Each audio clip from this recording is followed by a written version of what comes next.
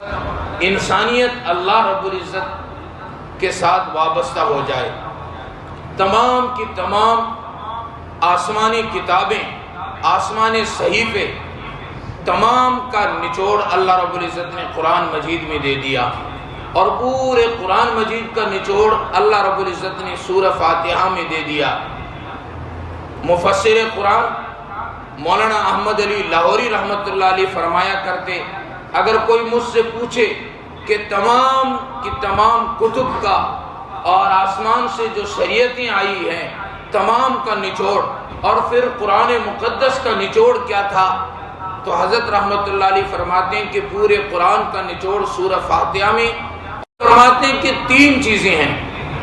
ایک، اللہ کو راضی کرو عبادت کے ذریعے، رسول اللہ صلی اللہ علیہ وسلم کو راضی کرو اطاعت کے ذریعے، اور مخلوق کو راضی کرو حقوق ان کے ادا کر کے خدمت کے ذریعے. تو سارا نچوڑ قرآن مقدس میں ہے، اور قرآن مقدس کا سورہ فاتحہ میں ہے. سورہ فاتحہ کا بسم اللہ میں ہے، اور بسم اللہ کا با میں ہے، اور با کا ایک معنی ہوتا ہے ملانا.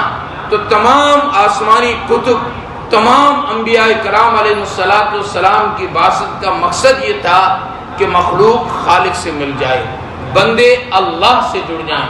بسم اللہ الرحمن الرحیم میں اللہ رب العزت نے اپنا نام اللہ استعمال کیا، پھر رحمان اور رحیم استعمال کیا.